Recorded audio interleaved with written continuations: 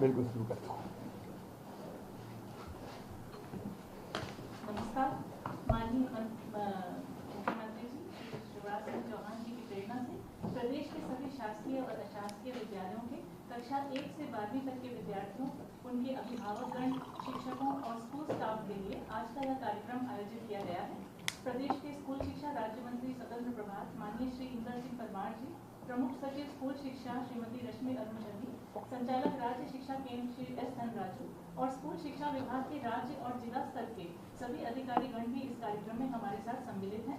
मैं सभी का हार्दिक अभिनंदन और स्वागत करती हूँ। यह कार्यक्रम दूरदर्शन, फेसबुक, ट्विटर, विमर्श और राज्य शिक्षा केंद्र के पोर्टल, सीएमओ एमपी, जनसंपर्क विभाग के पोर्टल, वेबकास्ट आदि विभिन्न संचार माध्यमों से लाइव प्रसारित किया जा रहा है। इस वर्ष हमारा शैक्षणिक सत्र तो 15 जून से प्रारंभ हो गया है, तथापि स्कूल खोलने की कार्यवाही हाल ही में प्रारंभ हो सकी है। अतः वर्ष के प्रारंभ में ही विद्यार्थियों के प्रोत्साहन तथा मनोबल में वृद्धि के लिए उनसे संवाद करने, परिवार में पठन पाठन के लिए अनुकूल वातावरण निर्मित करने तथा को एजुकेटर के रूप में अभिभावकों की भूमिका के बारे में अपने विचार साझा करने तथा शिक्षकों से जो अपेक्षाएं हैं उसके बारे में उन्हें मार्गदर्शन प्रदान करने के लिए माननीय मुख्यमंत्री जी ने स्वयं ही आज के इस कार्यक्रम की परिकल्पना की है।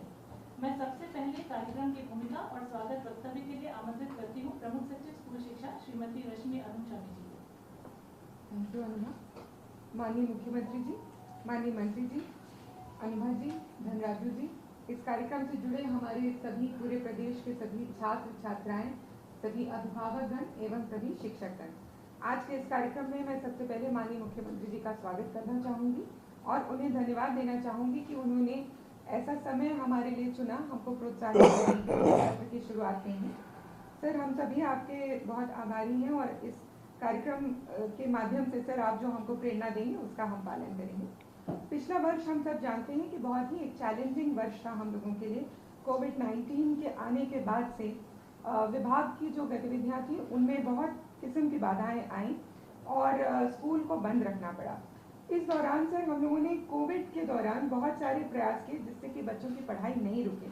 आपके मार्गदर्शन में हम लोगों ने रेडियो स्कूल प्रारंभ किया, इसके अलावा दूरदर्शन के माध्यम से क्लासेस लगाई, ऑनलाइन क्लासेस बहुत सारे स्कूलों ने चलाई, इसके अलावा व्हाट्सएप के माध्यम से डिजिडेव कार्यक्रम के अंतर्गत भी हम लोगों ने बच्चों को स्टडी मटेरियल भेजा। लेकिन हमारे बहुत सारे बच्चे ऐसे हैं जो कि ऑनलाइन नहीं जुड़ पाते हैं, इसलिए उनके लिए हमने हमारा घर हमारा विद्यालय कार्यक्रम प्रारंभ किया और इस कार्यक्रम के माध्यम से हम लोगों ने अभिभावकों से अनुरोध किया कि वो घर पर ही बच्चों को स्कूल जैसा माहौल दें और उसमें बच्चों की पढ़ाई को निरंतर रखने की व्यवस्था करें। लास्ट ईयर की सर परिस्थितियों को देखते हुए सर आपने बोर्ड एग्जाम्स को कैंसिल करने का भी निर्णय लिया, जो कि एक प्रकार से सर बच्चों की सुरक्षा को देखते हुए बहुत ही आवश्यक निर्णय था।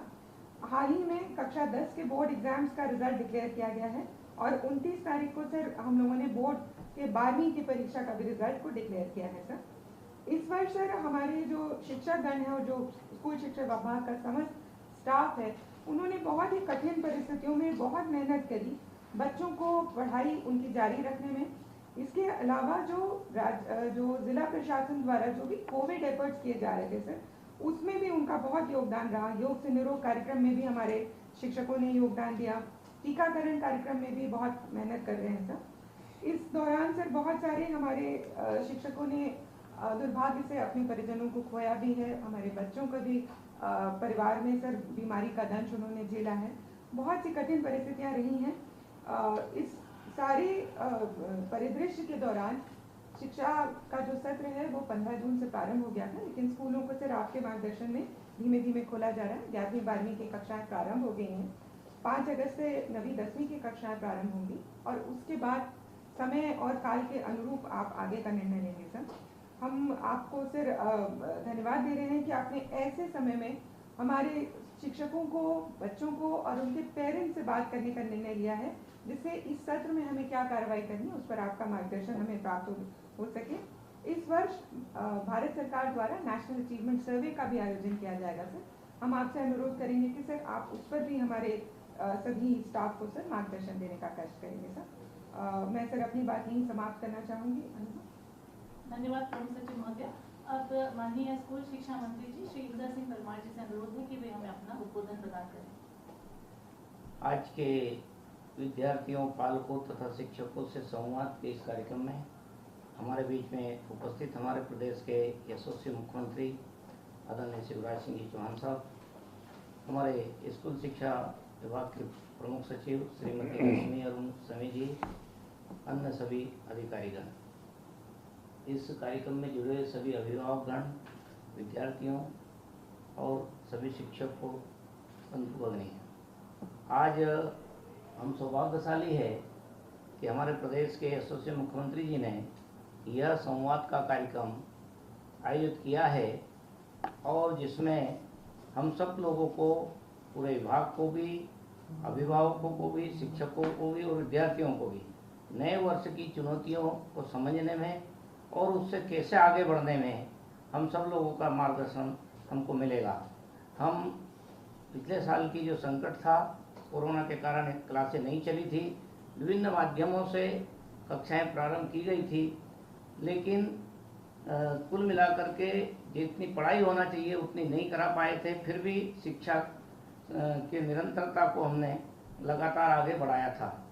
इस वर्ष हमने अभी जो चुनौती है उसको समझते हुए भी, लेकिन बच्चों के जीवन को सुरक्षित रखते हुए 11वीं और 12वीं की कक्षाएं प्रारंभ करने का निर्णय माननीय मुख्यमंत्री जी के निर्देश पर लिया है, जो चल रहा है।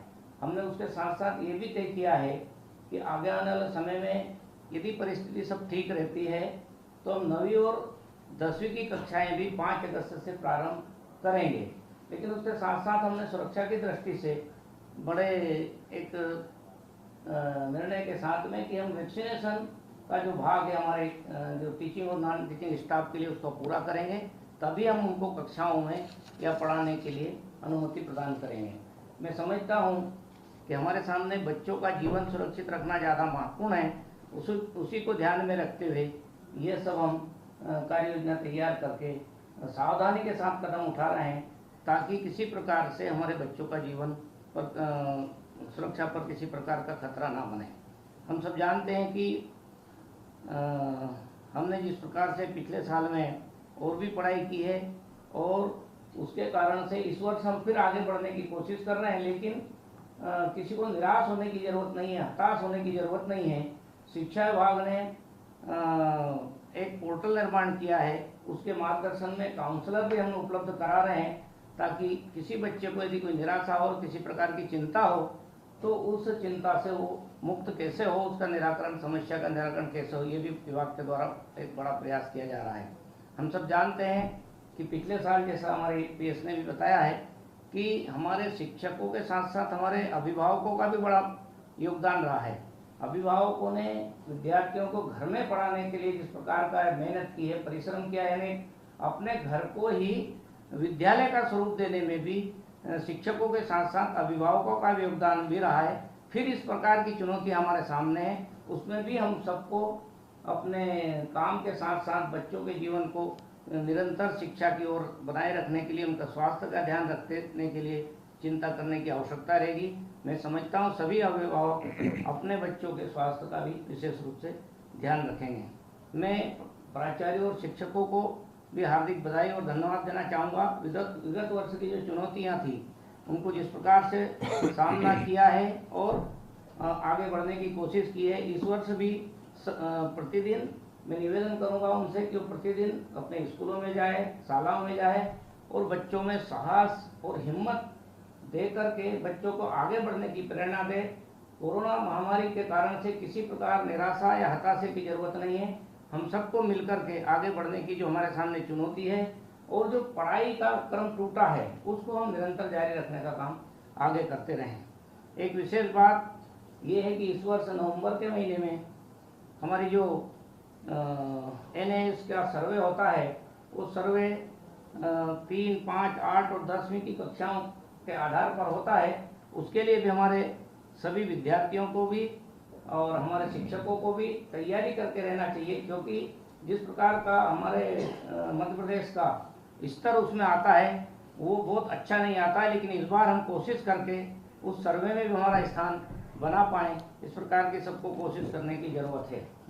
महत्वपूर्ण बात यह है कि नई शिक्षा नीति में जिस प्रकार से भारत के प्रधानमंत्री जी ने और हमारे प्रदेश के यशस्वी मुख्यमंत्री जी ने हमको नई दिशा दी है, उससे हम प्रेरणा लेकर के आगे बढ़ने की कोशिश कर रहे हैं और हम गुणवत्तापूर्ण शिक्षा, विश्व स्तरीय शिक्षा देने के लिए मध्य प्रदेश में भी हमने जो प्रयास किया है, प्रारंभ किया है, उसमें हम सीएम राइस योजना के तहत जो सर्व सुविधा युक्त हम स्कूल बनाने जा रहे हैं, हमने उनका चयन लगभग कर लिया है।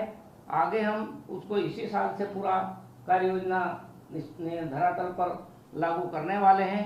मैं उसके लिए माननीय मुख्यमंत्री जी को धन्यवाद देना चाहता हूं कि अब हम मध्य प्रदेश के बारे में एक धारणा बदल देंगे कि हमारे यहाँ का स्कूल शिक्षा विभाग कमज़ोर होता जा रहा है या पढ़ाई का स्तर कमज़ोर होता जा रहा है, उसको हम बदल देंगे, क्योंकि हम 350 स्कूलों में इस योजना के माध्यम से सभी सुविधा दे करके और संस्कृति के साथ साथ और नई राष्ट्रीय शिक्षा नीति का समावेश करते हुए हम एक प्रकार के लक्ष्य को हासिल करेंगे। मैं फिर से सभी विद्यार्थियों को, अभिभावकों को, सबको धन्यवाद देना चाहता हूं और विशेष रूप से हमारे माननीय मुख्यमंत्री जी को कि उन्होंने आज हमारे लिए समय निकाल करके और इस संवाद के कार्यक्रम में समय दे करके हमको शिक्षा के क्षेत्र में आगे बढ़ने के लिए नई ऊर्जा प्रदान करेंगे। धन्यवाद माननीय मंत्री जी। अब माननीय मुख्यमंत्री जी हमारे विद्यार्थियों से संवाद करेंगे। सबसे पहले विदिशा जिले से कुमारी आस्था तिवारी। माननीय मुख्यमंत्री जी, आस्था कक्षा 10वीं की छात्र हैं। बस आप आस्था से बात करते हो। आस्था, मेरी आवाज आ रही है आपको? जी सर। आस्था कौन सी क्लास, 10th में हो, 10वीं में हो? जी सर। तो 9th पास करके अभी 10th में आई हो या 10th पास किया है? सर 9th पास आउट कर अभी 10th में आई हूँ। 10th में तो बोर्ड एग्जाम होता है, आपको पता है? जी सर। तो उसकी तैयारी तो बड़ी मेहनत से करनी पड़ती है। जी सर। आप तैयारी कैसे करेंगे बताएंगे जरा? सर आपने जो ऑनलाइन क्लासेस अरेंज करवाई है हम लोगों के लिए, उसी के थ्रू और थोड़ी हेल्प करिए। अच्छा।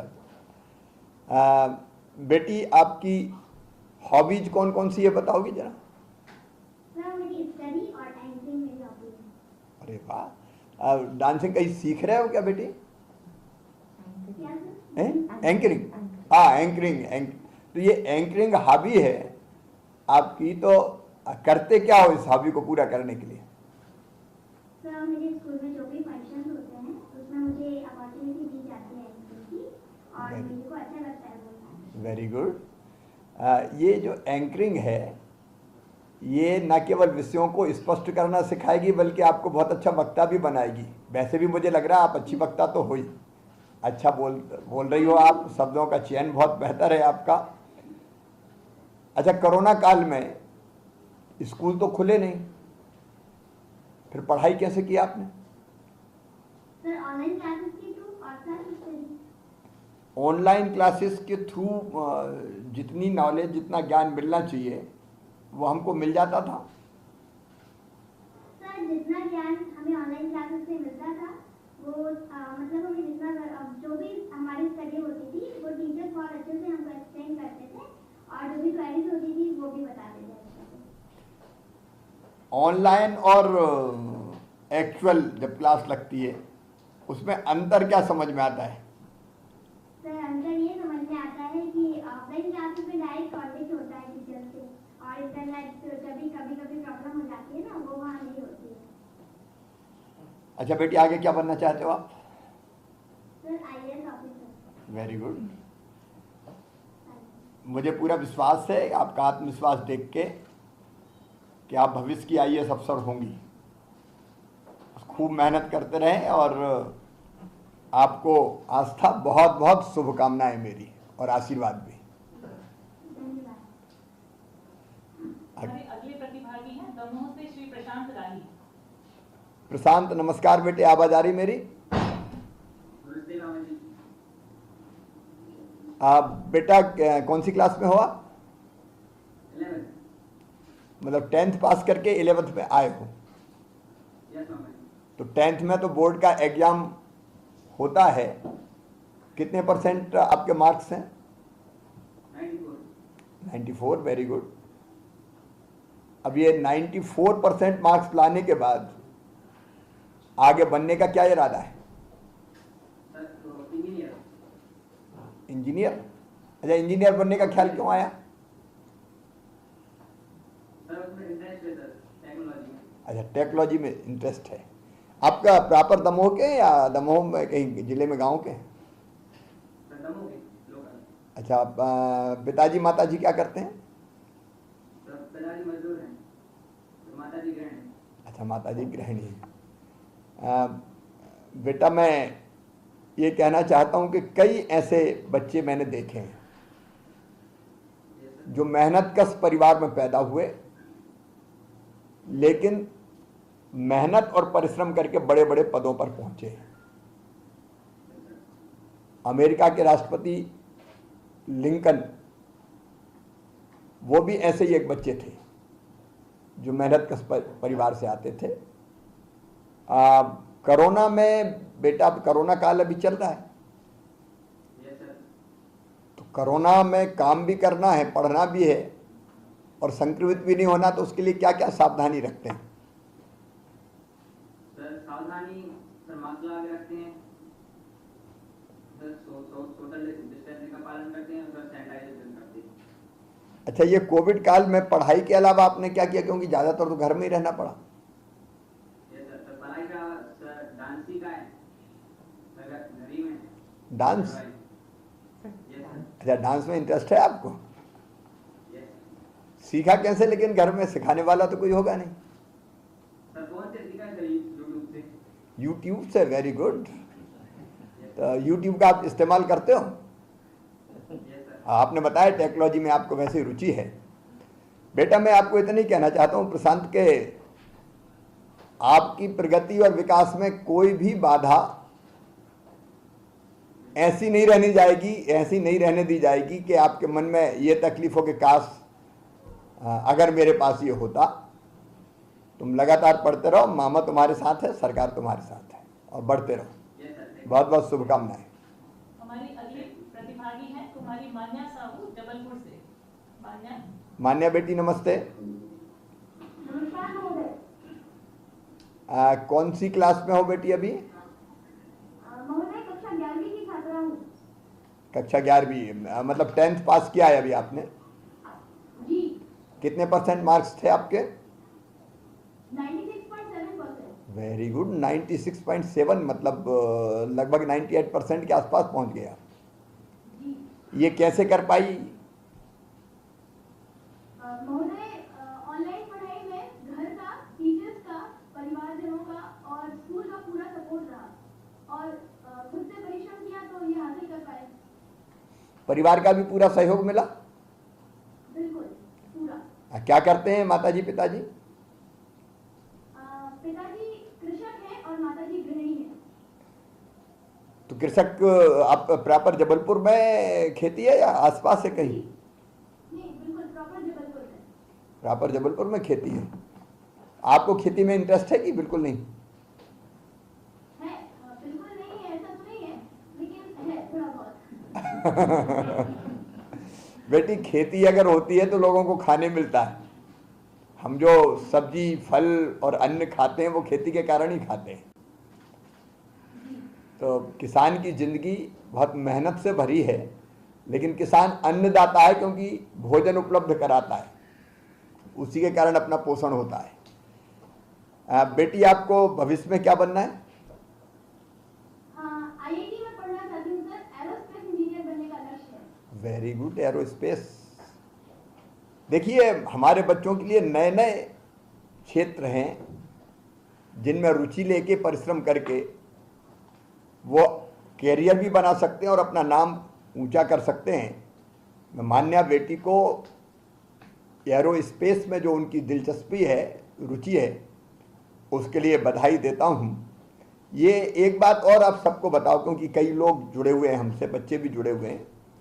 ये आप जो 96.7% मार्क्स लाने के लिए आपने ये बताया कि माता पिता सबका सहयोग मिला, लेकिन आपने परिश्रम किया, मतलब कैसे किया? कितने घंटे आप पढ़ते थे? कितने बजे उठते थे? कितने बजे सोते थे? सर, क्योंकि स्कूल तो बंद थे, इसलिए सारी पढ़ाई खुद से ही करनी पड़ी।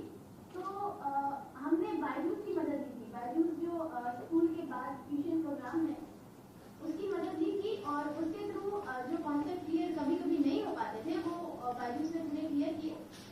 और अभी बोर्ड्स तो हुए नहीं लेकिन रिविजन टेस्ट वगैरह हुए थे, तो उसकी तैयारी में भी उसने काफी मदद की। और सेल्फ स्टडी जब टीचर्स की क्लास हो जाती थी उसके बाद जो टीचर्स ने पढ़ाया है उसको रिवाइज करना, और अगर मैथ्स की क्लास है तो उसको प्रैक्टिस करना पे जोर दिया।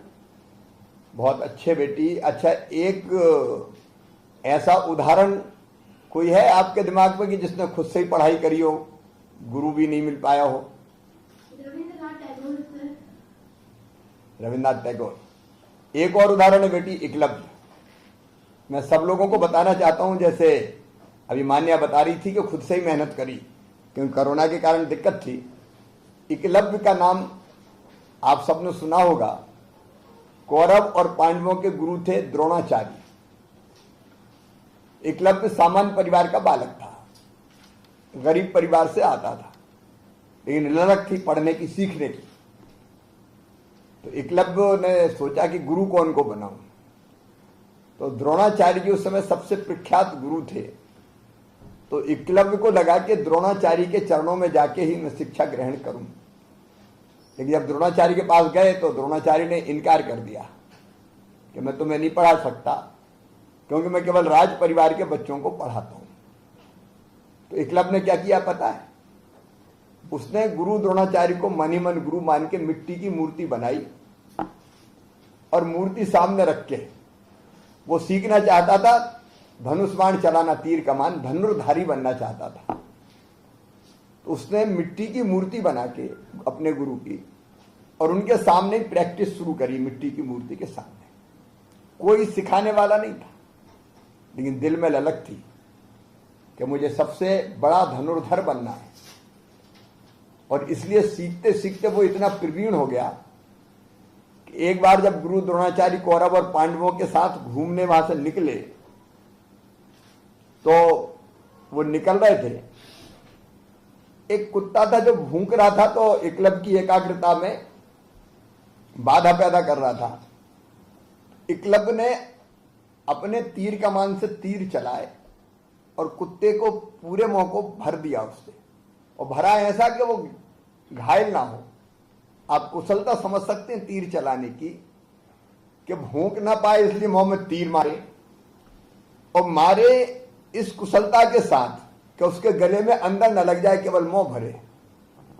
और जब उसका पूरा मुंह भर गया तो भूंकना बंद हो गया। और वही कुत्ता भाग के जब द्रोणाचार्य जी के पास से निकला तो उन्होंने देखा बाणों से मुंह भरा हुआ है और भाग भी रहा है, मतलब मरा भी नहीं, घायल भी नहीं हुआ। तब उनने उत्सुकता मन में उनके जगी कि ये कौन है जिसने इस कुशलता से तीर मुंह में भर दिए कि गले में चोट भी नहीं लगी और मुंह भी बंद हो गया। तो वो एकलव्य निकला।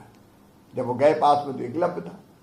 तो द्रोणाचार्य ने एकलव्य से पूछा कि तुमने ये सीखा कहां से? तो उन्होंने कहा आप ही मेरे गुरु हैं। द्रोणाचार्य आश्चर्यचकित रह गए कि मैंने तो सिखाया नहीं। अब आगे की कथा और लंबी है। जब गुरु दक्षिणा में एकलव्य का अंगूठा ही मांग लिया द्रोणाचार्य ने, मैं उसकी गहराई में नहीं जा रहा, लेकिन मान्या की बात से मुझे लगा कि अगर परिस्थिति ऐसी बन जाए कि सिखाने वाला भी ना मिल पाए, लेकिन दृढ़ इच्छा शक्ति हो तो हम सीख सकते हैं। और इसलिए मैंने आज एकलव्य का उदाहरण आपको दिया। बेटी मान्या, आपको बहुत बहुत शुभकामनाएं। निश्चित तौर पे आप एरोस्पेस के क्षेत्र में बड़ा नाम करेंगी, ये मेरा विश्वास है। बहुत शुभकामनाएं आपको।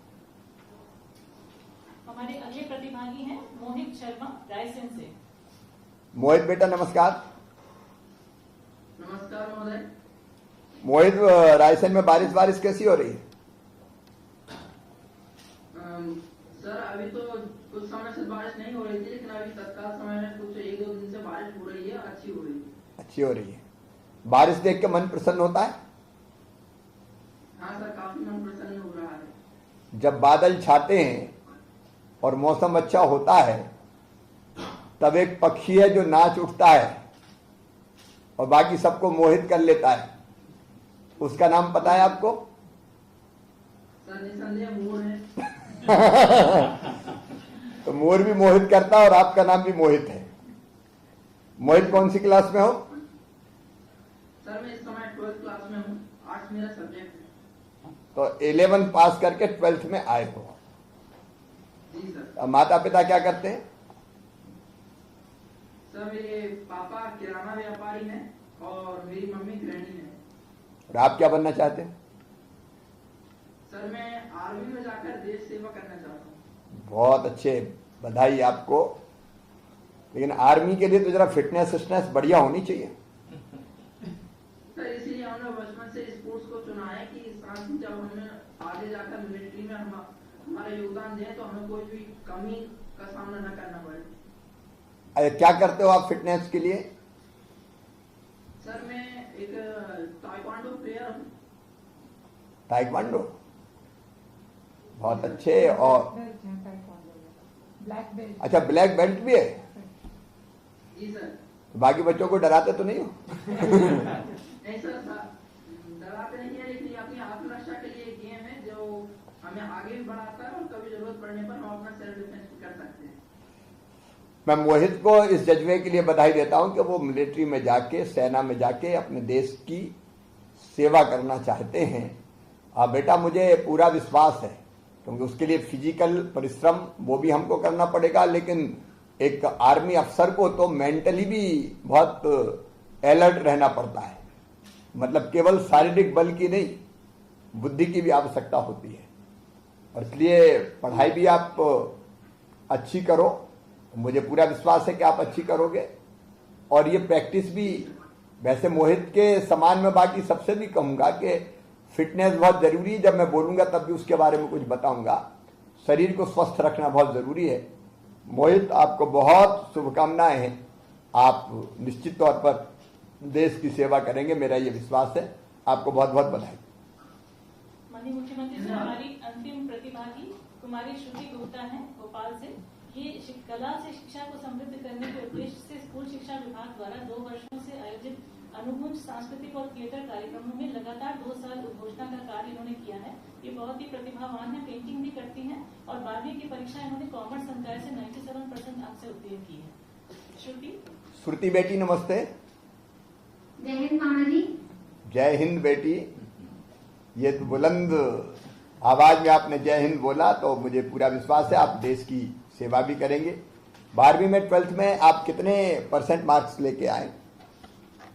97.4। Very good. 97.4, 1.6 ही बच पाए, नहीं 2.6। बहुत अच्छे बेटे, बहुत बधाई आपको। आगे क्या बनने का इरादा है? Sir chartered accountant. देखिए, ये भी बहुत अच्छा क्षेत्र है, चार्टर्ड अकाउंटेंट।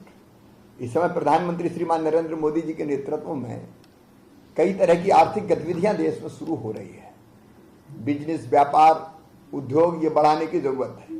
और इसके लिए चार्टर्ड अकाउंटेंट भी बहुत जरूरी है, क्योंकि कोई इंडस्ट्री खोलता है, उद्योग लगाता है, व्यापार बिजनेस करता है, तो सीए के बिना नहीं कर सकता। आपने बहुत अच्छे विषय का चयन किया है। बाकी अभी मैडम बता रही थी कि आप पेंटिंग में भी आपकी रुचि है। Yes sir. ये रुचि कैसे जगी बेटी पेंटिंग में? सर ज्यादा कोई सपोर्ट नहीं था, बट फिर भी नॉर्मल जो चीजें देखते थे उनको बनाने का और अपनी ड्राइंग शीट में समाने का इतना ज्यादा जोश था कि बस अपने से ही जो यूट्यूब पे से पेंटिंग सीख ली या फिर ऑयल पेस्टल की ड्राइंग सीख ली, ऐसे करके सीखा है। क्या क्या बनाया पेंटिंग में आपने? सर मैं यूजुअली जो मार्वल कैरेक्टर्स होते हैं, जो कि मार्वल एवेंजर्स के होते हैं, like doctor strange, iron man, सबको बनाया है मैंने। और ऑयल पेस्टल में शेडिंग वाली ड्राइंग्स भी की है मैंने। वेरी गुड बेटी, तुम्हारा आत्मविश्वास गजब का है। और आगे आगे सीए बनना है। लेकिन मम्मी पापा क्या करते हैं? सर मेरे पापा की चाय की होटल है और मेरी मम्मी हाउसवाइफ है।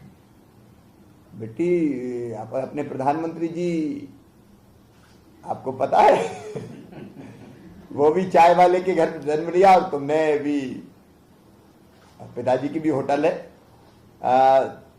मैं इतना ही कह सकता हूं, आप बहुत प्रतिभाशाली है और आपने जो सोचा है सीए बन के भी आप देश की सेवा करेंगी। अपना ये आत्मविश्वास बनाए रखना और खूब आगे बढ़ना। मेरी तरफ से बहुत बहुत शुभकामनाएं और आशीर्वाद। लेकिन सीए बन के भी पेंटिंग मत छोड़ना। यस सर, बिल्कुल। हाँ, क्योंकि पेंटिंग सचमुच में अद्भुत, ये अपने अंदर की जो कला है, अपने अंदर जो प्रतिभा है, उस प्रतिभा का प्रकटीकरण विभिन्न रूपों में होता है और उसका एक रूप है पेंटिंग। तो पेंटिंग में भी लगातार आगे बढ़ते रहना। मेरी बहुत बहुत शुभकामनाएं आपको। माननीय मुख्यमंत्री जी से अनुरोध है कि वे हमें अपने आशीर्वचन प्रदान करें। हमारे शिक्षा मंत्री आदरणीय श्री इंदर सिंह परमार जी, शिक्षा विभाग की प्रमुख सचिव रश्मि जी, बाकी सभी अधिकारी साथीगण और पूरे प्रदेश में वर्चुअली अपने घरों में भी और मेरे सामने बैठे भी सुन रहे हमारे सभी गुरुजन, विद्यालय परिवार के सभी सदस्यगण, मेरी लाडली भांजियों, प्यारे भांजों, बहुत दिन बाद आज मौका मिला। मेरी जिंदगी का सबसे सुंदर पल और सबसे खुशी का क्षण अगर कोई होता है तो अपने बच्चों से मिलना होता है, भांजे भांजियों से मिलना होता है। खेलते कूदते बच्चे, हंसते मुस्कुराते बच्चे, अलग अलग एक्टिविटीज करते बच्चे, यहां तक कि शरारत करते हुए बच्चे सचमुच में मन मोह लेते हैं। अभी भी कहीं से गुजरता हूं तो छोटे छोटे बेटी बेटा हाथ हिला के कहते बाय मामा, तो सारी थकान दूर हो जाती है। अद्भुत है बचपन। एक गीत मुझे बहुत अच्छा लगता है जो आज नहीं, बहुत पहले, वर्षों पहले एक फिल्म में गाया गया था। बच्चे मन के सच्चे, सारे जग के राज दुलारे, ये वो नन्हे फूल हैं जो भगवान को लगते प्यारे। लेकिन आज मैं शुरू करूंगा एक ऐसे बच्चे की कहानी से जिसने 13 अप्रैल 1919 को अमृतसर के जलियांवाला बाग, आपने पढ़ा होगा जलियांवाला बाग का वो कांड, देश परतंत्र था, अंग्रेजों का शासन था, अंग्रेजों के काले कानून के खिलाफ जलियांवाला बाग के मैदान में देशभक्तों की बड़ी सभा का आयोजन हुआ। सभा शांतिपूर्ण चल रही थी, तभी अचानक जनरल ओडायर वो वहां पहुंचे और पुलिस के साथ पहुंचे और बिना किसी पूर्व चेतावनी के देशभक्तों की सभा पर सीधे निशाना लगा के गोलियां बरसा दी गई। कोहराम मच गया। बचने के लिए लोग इधर उधर, लोगों ने दौड़ने की कोशिश भी की। पास में कुआं था, उसमें कई लोग गिर गए, कुआं लाशों से पट गया। जलियांवाला बाग खून से लाल हो गया, भारतीयों के खून से, देशभक्तों के खून से। उस समय एक छोटा सा बालक भी वहां उपस्थित था और उस बच्चे ने खून से सनी उस माटी को उठा के ये कसम खाई थी कि जनरल ओडायर, तेरी गोलियों ने देशभक्त भारतीयों के रक्त से ये मिट्टी रंगी है। इस मिट्टी की सौगंध मैं भी तेरे शरीर को गोलियों से भून दूंगा। छोटा सा बच्चा ले लिया संकल्प। जनरल ओडायर इंग्लैंड चला गया। ऊधम सिंह भूला नहीं। उम्र बढ़ने के साथ संकल्प भी मजबूत होता चला गया और अपने संकल्प को पूरा करने ऊधम सिंह भी इंग्लैंड पहुंच गया। अब उस विस्तार में नहीं जा रहा मैं कैसे पहुंचा। अत्यंत कठिनाइयों से अपने वो दिन बिताए, कई तरह के काम मेहनत की और वो मौके की ताक में लगे रहे। जनरल ओडायर कहां से आता है, कहां जाता है, कहां से निकलता है, पिस्तौल का इंतजाम किया और एक दिन जैसी मौका मिला सारी गोलियां जनरल ओडायर के सीने में उतार दी और जलियांवाला बाग का बदला लेके इंग्लैंड की धरती पर ही फांसी के फंदे पे चढ़ गए ऊधम सिंह। आज उनकी पुण्यतिथि है, मैं उनको प्रणाम करता हूं। मुझे लगा कि उनकी पुण्यतिथि है तो उनके बारे में आप जानते होंगे, लेकिन मुझे आज बताना चाहिए। ये जो आजादी हमको मिली है, ये अंग्रेजों ने चांदी की तस्तरी में रख के नहीं दी। हजारों शहीदों ने, क्रांतिकारियों ने अपने गर्म गाढ़े और लाल रक्त से भारत भूमि को रंगा, पवित्र किया, अपना जीवन दिया, तब जाके हमें ये आजादी मिली है।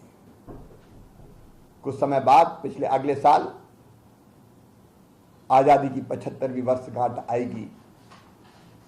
हम ये न भूलें कि उनकी त्याग, तपस्या और बलिदान के साथ ही आजादी मिली है। आज मुंशी प्रेमचंद जी का भी जन्मदिन है, हिंदी के सबसे बड़े कहानीकार। मैं उनको भी प्रणाम करता हूं। बेटा बेटियों, मैं रोज क्या करता हूं, सीएम हाउस में महापुरुषों के चित्रों पे जिनकी जन्मदिन और पुण्यतिथि होती है, मैं पुष्प अर्पित करता हूं ताकि उनसे मैं स्वयं भी प्रेरणा प्राप्त कर सकूं। दो काम मैं लगातार करता हूं, एक महापुरुषों का स्मरण और दूसरे रोज एक पेड़ लगाना। पेड़ लगाना मतलब ऑक्सीजन प्लांट लगाना। ये रोज कोई काम करना एक तपस्या होती है। ये मैंने तय किया है, व्यस्तता कितनी भी हो, शिवराज पेड़ तो लगाना ही है, क्योंकि पेड़ केवल अपने लिए नहीं, आने वाली पीढ़ियों के लिए बेहतर धरती छोड़ के जाए, इसके लिए भी है। मेरे प्रिय बच्चों, बचपन का समय हमारी जिंदगी का सबसे महत्वपूर्ण समय होता है। आज जब मैं तुम्हारे साथ होता हूं, अपना बचपन भी याद आ जाता है। एक गाना और है, आया है मुझे फिर आज वो जालिम, गुजरा जमाना बचपन का। खेतों में दौड़ना, नर्मदा जी में कूदना, घंटों स्नान करना, दोस्तों के साथ खेलना, मित्रों की सूरत याद आ जाती है। कई पुरानी घटनाएं याद आ जाती है। लेकिन बचपन इसलिए और महत्वपूर्ण है कि बचपन में ही बड़े होके हम क्या बनेंगे इसकी नींव पक्की हो जाती है। और इसलिए मैं आज आपसे यह आग्रह कर रहा हूं, यह समय जरूर कष्ट का है, संकट का है, कोरोना काल अभी चल रहा है, और इसलिए मेरे कई बच्चों ने आज बताया, 5 बच्चों से मैंने बात की, कोरोना काल में भी उनकी गतिविधियां थमी नहीं, वो कुछ ना कुछ बेहतर करने के प्रयास करते रहे। मैं कोरोना काल के कारण, क्योंकि अभिभावक भी आज मुझसे जुड़े हैं और अध्यापक मित्र भी जुड़े हैं, शिक्षक गुरुजन जुड़े हैं, मैं गुरुजनों को प्रणाम करता हूं, क्योंकि गुरु तो गुरु होते हैं। गुरु से बड़ा पद कोई हो नहीं सकता। हमारे यहां तो कहा गया है, गुरु ब्रह्मा गुरु विष्णु गुरु देवो महेश्वरा। साक्षात परमेश्वर गुरु को मानता है। और कोरोना काल में जिस लगन से और मेहनत से बच्चों के अध्यापन का काम आपने किया, उसके लिए मैं प्रदेश की जनता की ओर से आपको हृदय से धन्यवाद देता हूं। कई हमारे शिक्षकों ने घर को ही स्कूल बना दिया था, कई जान हथेली पे लेके स्कूल जाते रहे, बच्चों को सिखाने का प्रयत्न करते रहे। कोरोना के काल में दूसरे काम भी,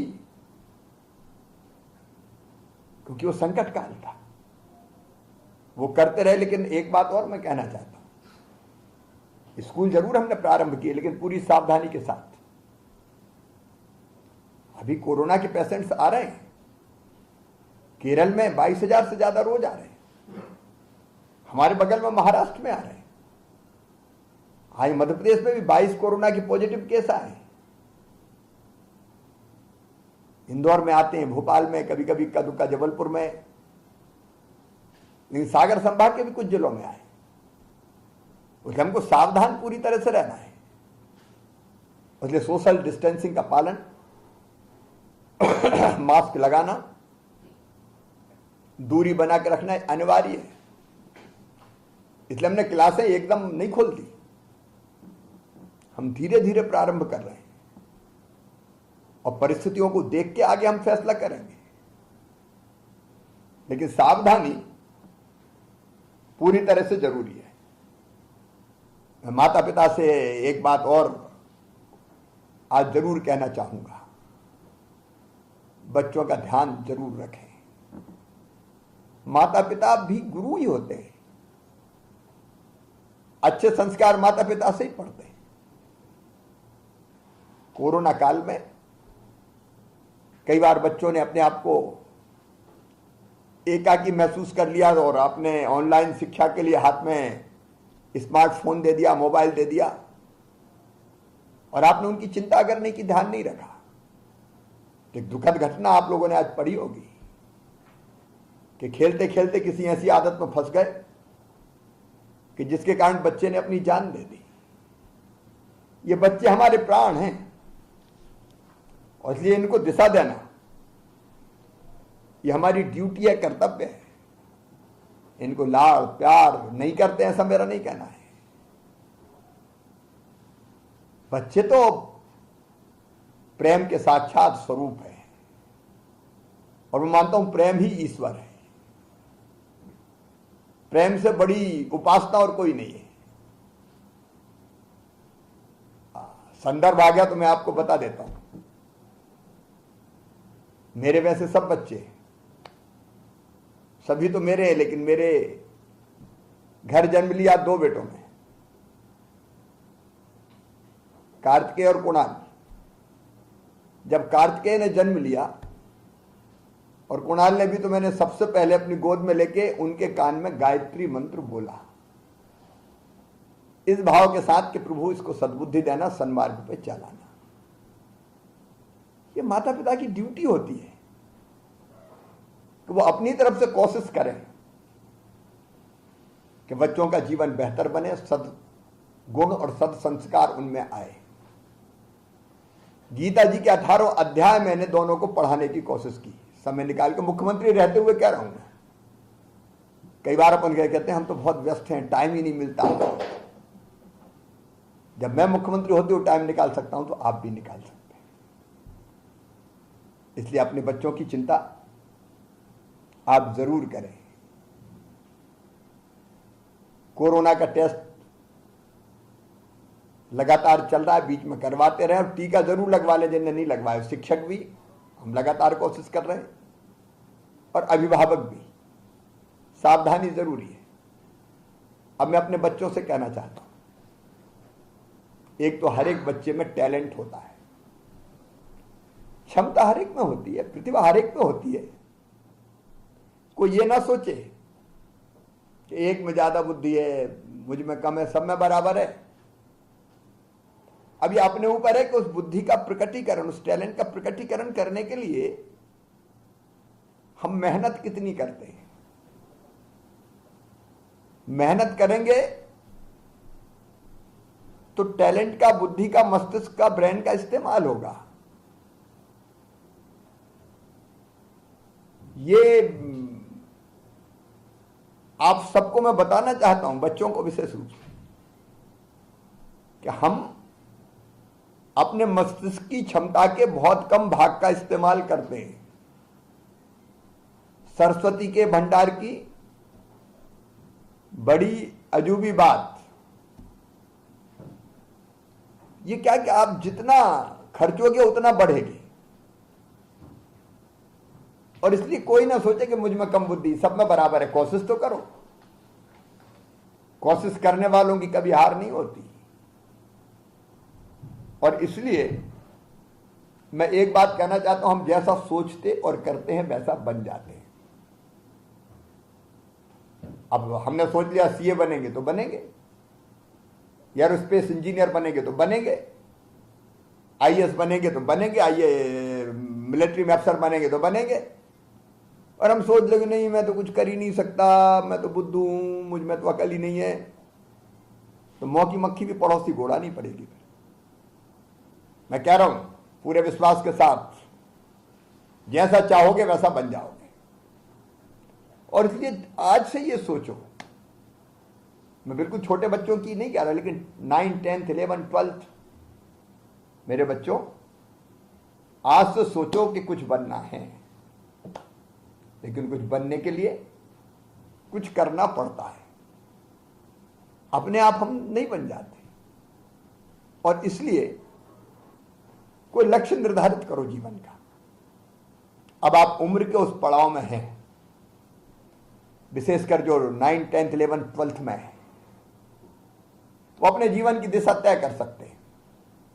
तय करवाने में आपको गुरु आपको सहयोग करेंगे, आपके माता पिता मम्मी पापा आपको सहयोग करेंगे, शिक्षा मंत्रालय हमारा सहयोग करेगा, मां बाप भी यथासंभव प्रयास करेंगे, लेकिन तय करेंगे करना क्या है। और जो तय करें उसको करने के लिए एक रोड मैप बनाएं कि वो कैसे करना है। कुछ चीजें उसके लिए जरूरी है। एक, जीवन में अनुशासन। अनुशासन का मतलब नियमितता। कितने बजे उठेंगे, कितने बजे सोएंगे, क्या खाएंगे, क्या पिएंगे, ये हमको निर्धारित करना पड़ेगा। देखो ये जीवन को बनाना साधना है, तपस्या है। मान लिया हम तय करते हैं कि हम 4 बजे उठेंगे, 5 बजे उठेंगे, जो भी, मैं 6 बजे उठेंगे, तो अपवाद छोड़ के, परीक्षा खत्म हुई तो 2-4 दिन फिर सोना है, वो एक अलग विषय है, लेकिन अपवाद छोड़ के नियमितता का पालन करना। और कुछ बनने के लिए एक चीज और जरूरी है, वो है स्वस्थ रहना। शरीर माध्यम खल धर्म साधनम। शरीर माध्यम है सब धर्मों का पालन करने का। नायम आत्मा बलहीनेन लभ्या, मतलब जिसके शरीर में ताकत ही नहीं है वो फिर कुछ नहीं कर सकता। पहला सुख निरोगी काया, तो शरीर तो स्वस्थ रहना चाहिए, इसलिए जरूरी है व्यायाम, खेलकूद। केवल पढ़ाई नहीं, खेल बहुत महत्वपूर्ण है। मैं आज पालकों से, माता पिताओं से कहना चाहता हूं, डंडा लेके हमेशा बस पढ़ बैठ वही मत किया करो। बच्चों को खेलने कूदने का भी समय दो, और नहीं तो स्कूल से आए फिर और कहीं कोचिंग में बिठा दिया, और फिर समय ऐसा हो गया कि टीवी खोल लिया या स्मार्टफोन पे या मोबाइल फोन पे शुरू हो गए, तो शारीरिक मेहनत कम होती तो शरीर स्वस्थ नहीं रहता। खेलना कूदना, नियमित व्यायाम, सूर्य नमस्कार कर सकते हो, कुछ योगासन कर सकते हो। और मेरे बच्चों, प्राणायाम भी एक अचूक अस्त्र है शरीर को स्वस्थ रखने का। इसलिए हम लोग योग सिखाने की भी स्कूलों में कोशिश करते हैं, और योग की प्रतिष्ठा पूरी दुनिया में है। मैं भी कोशिश करता हूं नियमित रूप से। तीसरी चीज और ध्यान रखना, बिल्कुल पर्सनल बात कर रहा हूं, दिल से कर रहा हूं, खाने पीने का ध्यान। क्या खाना चाहिए और क्या नहीं खाना चाहिए। कभी कभार कुछ खा सकते हैं, कचौड़ी, समोसे, पकोड़े उड़ा सकते हैं कभी कभार, लेकिन हमेशा नहीं। हम भी जब जाते थे स्कूल के पास ठेला लगा रहता था, उसमें कबीट आते थे, इमली चोइया, आज तो चोइया भूल ही गए होंगे, खट्टे खट्टे लगते थे, खाते थे तो मजा आता था। बेर खाते थे, बेर, उबले हुए बेर भी। तो फल खाना अच्छी आदत है। और कभी कभी हम भी कचौड़ी समोसा पकोड़े, लेकिन आजकल कचौड़ी समोसा का प्रचलन कम हो गया। आजकल तो पिज्जा बर्गर जंक फूड, अब ये खाते समय थोड़ा अच्छा लग सकते हैं, लेकिन ये स्वस्थ शरीर के लिए नहीं है। एक आध बार सप्ताह में खा लिया कोई बात नहीं, लेकिन रोज तो वही खाना चाहिए जो शरीर के लिए हितकारी हो। भोजन के बारे में 3 सूत्र है, हितभुक, मितभुक, ऋतभुक, अपने ऋषियों ने कहा है। हितभुक मतलब जो शरीर के लिए हितकारी हो वो खाओ। फल चाहिए, सब्जी चाहिए, प्रोटीन चाहिए। प्रोटीन के लिए पनीर खा सकते हैं, दूध पी सकते हैं, दही खा सकते हैं, जो शरीर के लिए हितकारी हो। हम अंकुरित अनाज खा सकते हैं। मूंगफली जैसी चीजों में भी पर्याप्त मात्रा में पोषक तत्व होते हैं। जो शरीर के लिए हितकारी हो वो खाएं। मितभुक का मतलब भूख से थोड़ा कम खाएं, जितनी भूख लगी नहीं तो एकदम गले तक भर लिया बिल्कुल, उसकी जरूरत नहीं है। और ऋतभुक का मतलब ऋतु में जो फल या जो चीज होती है, चाहे वो कोई जरूरी नहीं कि महंगी खाएं। अमरूद के सीजन में अमरूद खाएं, आम के सीजन में आम खाएं। मैं भोजन पर लंबी बात नहीं करूंगा, लेकिन हम कैसा खाएं ये भी जरूरी है। समय पर पढ़ाई के समय खेल, के समय खेल, और पढ़ाई के समय पढ़ाई। और पढ़ाई का मूल है कंसंट्रेशन। आपने किताब खोली और दिमाग कहीं और प्लेग्राउंड में है तो आप नहीं पढ़ सकते ढंग से, आपके दिमाग में आधी बात आएगी नहीं। लेकिन एकाग्र चित्त होकर अगर आप पढ़े, मुझे एक प्रसंग और याद आ गया। गुरु द्रोणाचार्य ने कौरव और पांडव जो उनके शिष्य थे उनकी परीक्षा लेने का सोचा। आपने भी बचपन में पढ़ी होगी, शायद पाठ्य पुस्तक में अब है कि नहीं, लेकिन मैं जब पढ़ता था तो वो थी कहानी। उनको तीर चलाने की परीक्षा लेनी थी, धनुष बाण की। तो सबके हाथ में धनुष बाण दे दिए। एक पेड़ पे एक चिड़िया रख दी गई और सबसे कहा गया कि चिड़िया की आंख पर निशाना लगाना है। सब तैयार, लेकिन कहा निशाना लगाने के पहले एक सवाल पूछूंगा द्रोणाचार्य जी। तो कौरव पांडवों ने कहा कि पूछिए। तो उन्हें पूछा, बताओ सामने चिड़िया बैठी है और पेड़ पे बैठी है, तुम्हें क्या क्या दिखाई दे रहा है? तो दुर्योधन हो, दुशासन हो, भीम हो, बाकी लोग हो, सब लोगों ने कहा गुरुजी सब दिख रहा है, आंखें खराब थोड़ी है, पेड़ है, पेड़ की शाखाएं हैं, पत्ते हैं, फूल हैं, उस पर चिड़िया बैठी हुई है, चिड़िया बैठी हुई है। एक एक से पूछते गए और रिजेक्ट करते गए। अर्जुन से उन्हें पूछा, अर्जुन तुम्हें क्या दिखाई दे रहा है? तो अर्जुन ने कहा, मुझे कुछ दिखाई नहीं दे रहा, मुझे केवल चिड़िया की आंख दिखाई दे रही है। गुरुजी ने फिर पूछा कि पत्ते दिख रहा है? बोले नहीं। डाली दिख रही है? बोले नहीं। फूल दिख रहा है? बोले नहीं। मुझे केवल चिड़िया की आंख दिखाई दे रही है। और सबसे सटीक निशाना चिड़िया की आंख पर लगाया अर्जुन ने। इसका मतलब क्या है? मतलब सीधा सीधा यही है कि हम एकाग्र होकर पढ़ेंगे तो चीज हमारे दिमाग में बैठेगी। कंप्यूटर है दिमाग हमारा, अब उसमें डिपॉजिट करना है तो उसके लिए कंसंट्रेट तो करना पड़ेगा।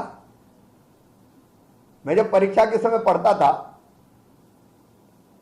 तो पढ़ते समय मैं इतने ध्यान से पढ़ता था कि जब मैं लिखने बैठता था परीक्षा में तो मुझे वो पन्ना ऐसा लगता था कि मेरे सामने पन्ना रखा है। पन्ने पे नंबरिंग भी है तो नंबर कौन सा वो याद रहता था, क्योंकि कंसंट्रेट अगर हमने कर लिया तो दिमाग में बात बैठ जाती है। तो एकाग्र चित्तता जरूरी है।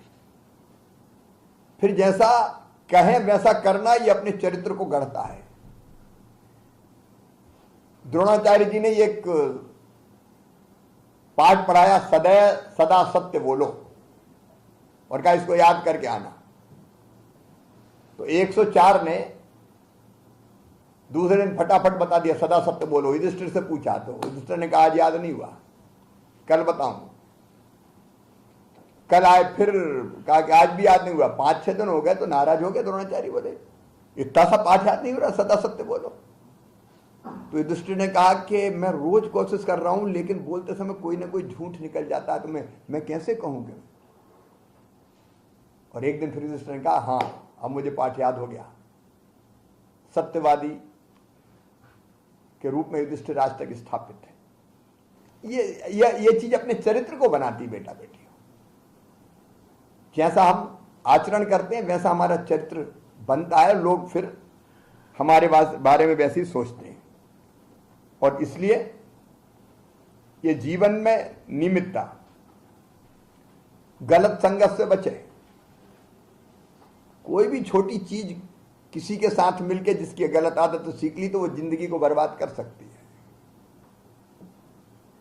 एक चोर को सजा हो गई, जेल भेज दिया गया। उसने इच्छा प्रकट की कि मां से मिलना चाहता हूं। मां मिलने आई तो चोर ने अपनी मां की नाक काट ली। लोगों ने कहा कितना दुष्ट है, चोर तो है, मां की नाक भी काट ली। तो उसने उत्तर दिया कि ये अगर दोषी कोई है तो ये मेरी मां है। अगर जब मैं छोटी मोटी चोरी करता था बचपन में तभी मुझे समझा देती तो बड़ा चोर बनने की नौबत नहीं आती। तो मैं पालकों से भी ये कहना चाहता हूं कि जरा भी कोई ऐसी चीज लगे कि बच्चों को टोकना है तो जरूर टोकें। माता पिता गुरु का आदर करें। गुरु से बड़ा कोई नहीं होता, इसलिए उसका सम्मान करना चाहिए। और गुरुओं से भी मेरा यही कहना है कि अध्यापन से बड़ा पवित्र काम और कोई नहीं है। एक गुरु कई अच्छे नागरिक और महापुरुष तैयार कर सकता है। मैं भी आज मुख्यमंत्री हूं तो मेरे गुरु को श्रेय देता हूं, श्रीमान रतन चंद जैन जी, जिन्होंने मुझे प्राइमरी स्कूल में पढ़ाया। मैं उनको प्रणाम करता हूं। उन्हें जो संस्कार दिए उसी ने कुछ अच्छी चीजें मुझ में भरी। और इसलिए इस पवित्र कार्य को हमारे शिक्षक जन उसी भाव से करने का प्रयास करें। नई शिक्षा नीति में प्ले स्कूल की धारणा है, खेलते कूदते बच्चे पढ़ें। नई शिक्षा नीति का मध्य प्रदेश भी अक्षरशः पालन करेगा। इंदर सिंह परमार जी हमारे शिक्षा मंत्री जी बता रहे थे कि सीएम राज जैसी स्कूल की कल्पनाएं हमारी। शिक्षा हमारा ज्ञान देना, कौशल देना और नागरिकता के संस्कार देने का काम पूरा करें, उसका प्रयास जारी रहेगा। एक अभी रश्मि मैडम ने जो बताया, नेशनल अचीवमेंट सर्वे होने वाला है, तो बच्चे भी ध्यान रखें और शिक्षक भी ध्यान रखें कि ये दक्षता की परीक्षा है हमारी। मध्य प्रदेश बहुत पीछे रहा है पिछले वर्षों में, इस बार टॉप 10 में स्थान जरूर बनाना है। इसलिए बच्चे भी प्रयत्न करें, शिक्षक भी प्रयत्न करें। और मैं अपने बच्चों से इतना ही कहना चाहता हूं, भविष्य की चिंता मत करो, तुम तो परिश्रम करो। धन के अभाव की भी चिंता मत करना। अगर एक नहीं अनेक योजनाएं, आज मैं योजनाएं बता नहीं रहा, जो आपके बेहतर शिक्षण के लिए, मामा काय के लिए हर कदम पे आपका साथ देगा। संबल योजना के अंतर्गत प्रतिभाशाली बच्चों की फीस भरवाने का काम, डॉक्टर इंजीनियर बनना है, IIT IIM करना है, रास्ते हमने निकालने, कई तरह की योजना बनाई है। और जरूरत पड़ेगी तो नई भी बना दूंगा, चिंता मत करना। लेकिन धन की बाधा पढ़ाई में नहीं आने दूंगा। प्रतिभा का प्रकटीकरण करो, मेहनत करो, रास्ता हम बनाएंगे। पढ़ते जाओ, आगे बढ़ते जाओ। कैरियर काउंसलिंग में भी मदद करेंगे। तुम ऊपर आगे बढ़ के अपने देश की सेवा करो, माता पिता का नाम रोशन करो और अपने जीवन को ऐसा बनाओ कि तुम्हें स्वयं गर्व हो कि एक बेहतर मानव जीवन हमने जिया है। और मैं फिर कहता हूं, स्वामी विवेकानंद कहते थे, तुम साधारण मनुष्य नहीं हो, असाधारण हो। वो कहते थे तुम अमृत के पुत्र हो, ईश्वर के अंश हो, अनंत शक्तियों के भंडार हो, अमर आनंद के भागी हो। दुनिया में कोई काम ऐसा नहीं कि जो तुम ना कर सको। अपने आप को पहचानो, अपनी क्षमता पहचानो और बड़ा काम करने का संकल्प लो। निश्चित तौर पर तुम्हारा जीवन यशस्वी होगा, ये मेरा विश्वास है। हर कदम पर सरकार आपके साथ है और मामा आपके साथ है। मेरी बहुत बहुत शुभकामनाएं, आशीर्वाद, गुरुजनों को प्रणाम। नया मध्य प्रदेश गढ़ेंगे नई शिक्षा नीति के माध्यम से। बच्चे पढ़ेंगे भी, खेलेंगे कूदेंगे भी और आगे बढ़ेंगे भी और देश को और अपने मध्य प्रदेश को आगे बढ़ाएंगे। बहुत बहुत शुभकामनाएं, बहुत आशीर्वाद, प्यार, धन्यवाद।